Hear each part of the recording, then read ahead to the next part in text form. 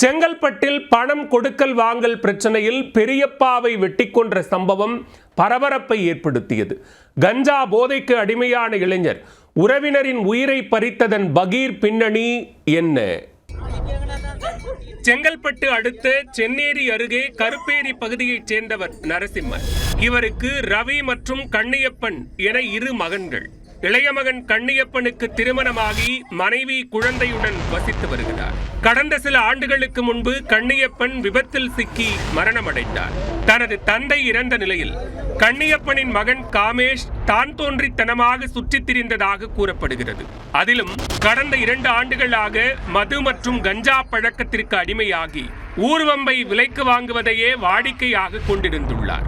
இந்நிலையில் வெள்ளிக்கிழமை மாலையில் காமேஷ் கத்தியுடன் சுற்றித் திரிந்துள்ளார். பின்னர் இரவில் தனது தாத்தா நரசிம்மன் வீட்டுக்கு உணவருந்த சென்றுள்ளார். அங்கு தனது பெரியப்பா ரவியை கண்டதும் அவருடன் காமேஷ் வாக்குவாதம் செய்துள்ளார்.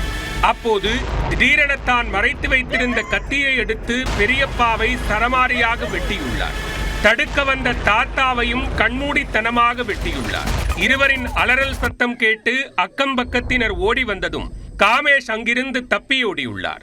இதனையடுத்து படுகாயமடைந்த இருவரையும் மீட்டு செங்கல்பட்டு அரசு மருத்துவக் கல்லூரி மருத்துவமனைக்கு அழைத்துச் சென்றனர்.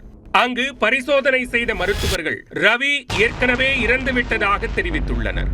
தலையில் பலத்த வெட்டுக்காயமடைந்த நரசிம்மன் தீவிர சிகிச்சை பிரிவில் அனுமதிக்கப்பட்டு சிகிச்சை அளிக்கப்பட்டு வந்தது.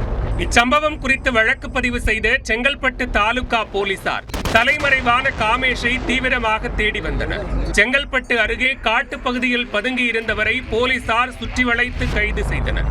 முதற்கட்ட விசாரணையில் கொடுக்கல் வாங்கல் பிரச்சனையில் கொலை நடந்தது தெரிய வந்துள்ளது. காமேஷின் தந்தை கண்ணியப்பன் விபத்தில் உயிரிழந்த போது அவரது குடும்பத்திற்கு 10 லட்சம் ரூபாய் நிவாரணம் வழங்கப்பட்டது.